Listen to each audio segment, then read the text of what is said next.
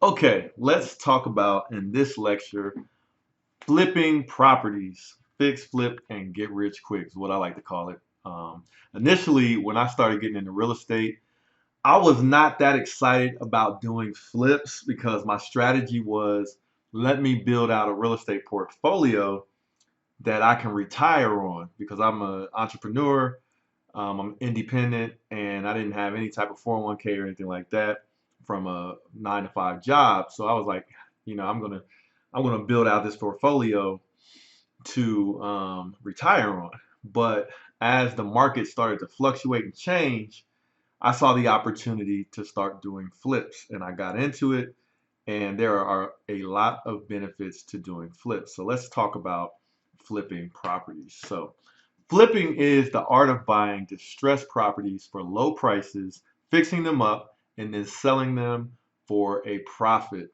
All right. So there's a lot of TV shows that you might see on HGTV or DIY channel. Like one of my favorites is Flip or Flop. Now, if you watch that show is actually really how it goes down. Like when I would do my flips, it would be just like that, but they don't get into the nitty gritty of the types of things that you have to keep track of and things that you have to be aware of. But essentially, if you watch those shows, that's how flips go down. And so, like when I started doing flips, I started having fun doing the flips. If you watch my YouTube channel, I have a lot of footage from before and after projects that I've done. I even have some before and after values, so like what I purchased the house for, and then what I sold it for.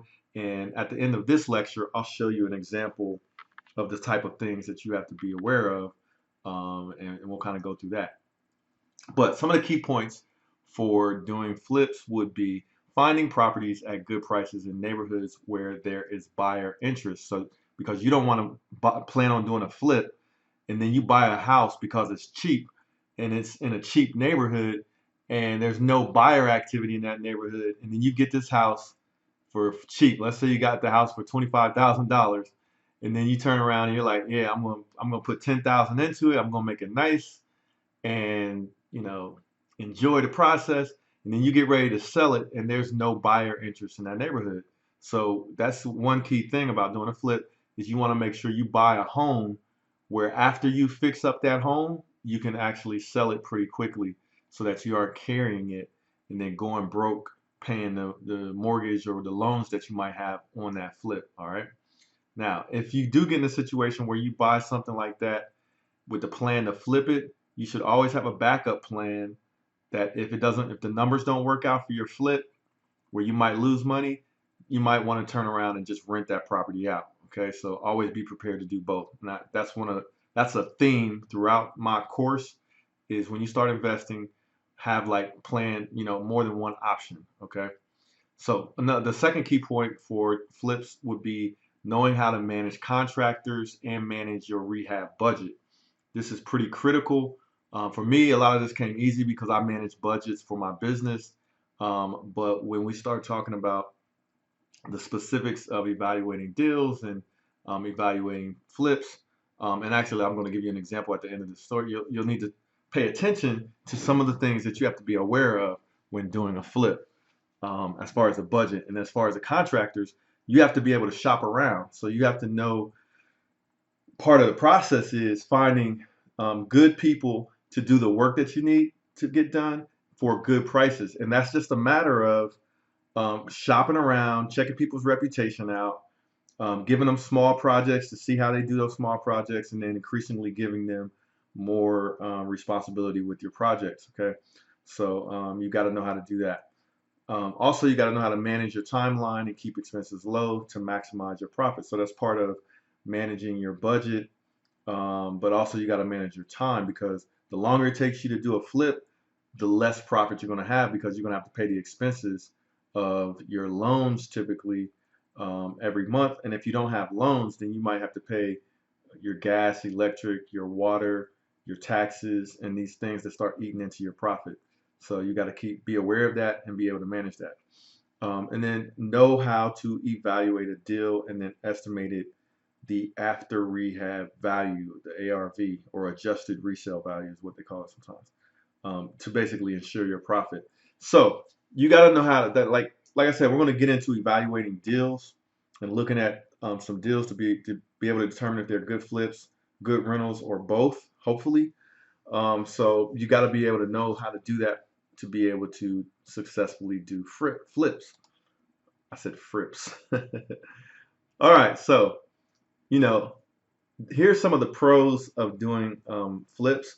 Me personally, off the top of my head, when we start talking about some of the things I like about doing flips, is flips can be fun. You know, flips. I've done some flips, and I invite my friends in, and I'm able to give them some extra money to help me out. So that helps them. It's kind of like a win-win scenario, and it can be fun. We get in there and we do the flips. We turn on the music in the house. We'll be in there painting and doing drywall repairs and repairing plumbing or whatever we have to do, and it can be fun. Like it's project, but you still got to manage your timeline and manage your budget and all of that good stuff. But that's one of the pros of doing flips. Money could be made relatively fast. So where it might take you a year with a rental property to make $10,000, or a little bit more. Let's say you're making 500 a month in profit on a rental property. It may take you a year to make that return on investment, right? But with a flip, you can make much more than what you might make with the rental in a year. You could in 3 months with the flip, you might make 3 times what you make in a year with the rental. And I've done that before with flips. So it can be sort of that get rich quick part of the equation. Um, and more money can be made faster than in many other strategies. So typically you're going to make more than if you were wholesaling faster than a wholesale deal. You're going to be making more money um, faster than if you were doing an equivalent rental property. Um, and so it can be a good way to make money fast. And like I said earlier, it can be fun, low stress if managed properly. So there's no need to personally show the property to potential tenants. There's no emergency phone calls in the middle of the night from your tenants, like when you're doing buy and holds. So I consider flips low stress. I can't really think of a flip project where I really was stressed out. Now there was a couple of rental rehabs where I was a little bit stressed out. That could have potentially been flips, same scenario where I had some plumbing issues that I didn't expect. But the end of the day, it is what it is. You deal with it because it's business. But flips compared to some of the other options can be relatively low stress.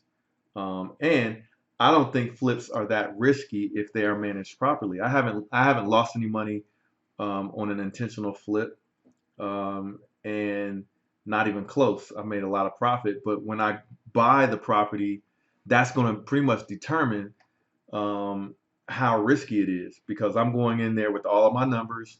I'm going in there with a contingency plan. So if something goes wrong or something I can't see is really messed up, I've got money to fix it and I got people to fix it for good prices. So it's not as risky as you might think if you do it properly. Okay. And like I said earlier, flips can be fun.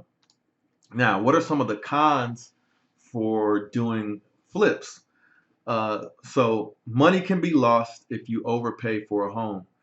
All right. So like, let's say, I mean, I think that's obvious, but if you buy $100,000 home that you plan to flip, and you're gonna sell that home for let's say 130,000, but after you get into the rehab, you realize that there's a crack in the foundation and in these repairs, and then there's the plumbing is all messed up underground under the foundation. The plumbing is messed up, and you got to get experts to come in there, and it's going to cost you $15,000, and you could potentially lose money when you go to sell the house, right? So that's one of the cons from doing a flip. But you pretty much, if you're going to do a rental property, you still have the same concern. It'll just eat into your profit more and take you longer to break even if you've got a rental. But in a flip, it could really mess you up, especially if you're using private money or hard money lenders and they expect their money by a certain time. You got to hurry up and get it done, and it costs you more than you expect, and it's going to be expensive as well as far as with your loans. then it could be pretty risky. Um, and another thing about flips, and this to me is the biggest con with flips. So this is my Will Moss's biggest pet peeve or con for doing flips, and that is the taxes. So when you go to flip a property, uh, and then you make, let's say you make 30, 40 grand off of that flip, and then that next year when it comes time to do your taxes and you report that income, you got to pay taxes on that income unless you do what is called a 1031 exchange. So in case you don't know what a 1031 exchange is, let's do a quick search so I can explain to you what a 1031 exchange is. Okay, and it's basically a way for you to um, roll over money and not pay taxes immediately. It's like a deferred tax program. So it's called the IRC Section 1031. It's a properly structured 1031 exchange allows an investor to sell a property and reinvest the proceeds in a new property and defer all capital gains. So all you're doing is deferring the capital gains. A lot of people think it's a way to just never pay taxes, but you're deferring the taxes. And at some point, when you sell a property and you don't want to buy another property, you are going to have to pay taxes on all of that deferred tax money. Okay, so be careful with that. I've never done a 1031 exchange, but I've considered it, and not to say I won't do it in the future, but you just got to know, you got to understand it's deferred taxes, not no taxes. All right, so another con for flips would be budget and expenses need to be monitored carefully to ensure maximum profit. That's obvious. Depending on the market, the time to sell could be longer than expected, raising expenses and stress level. So you got to know your market. You got to know what's going on with the buying activity. You got to know what's going on with the selling activity, which is really the transaction, real estate transactions, buying and selling. And just having a good realtor, being able to do some searches and find out what kind of activity is going on. So usually if you don't see a lot of transactions, you are either in a tight market where nobody wants to sell, or you could be in a tight market where nobody wants to buy.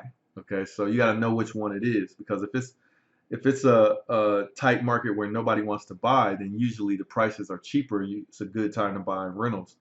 If you're in a market where there's not a lot of transactions because nobody wants to sell, and the prices are high, then it could be a good time to flip. So you could find a distressed property that needs to be rehabbed, and then you get on the market, and you're one of the only houses on the market. And that's where you get that multiple offer scenario where everybody's trying to buy the same house, and then you're taking the best offer, and it works to your advantage. Okay. So another con, if you're not very good running business operations, managing costs and contractors, flipping could potentially be very stressful or not profitable for you, because you've got to be on top of all of your numbers and be able to manage that in order to do flips. All right, so the other con about flips is they can be expensive and cash intensive, and I don't think flips are for everyone. Okay, so for me, I like to fund my own deals for the most part.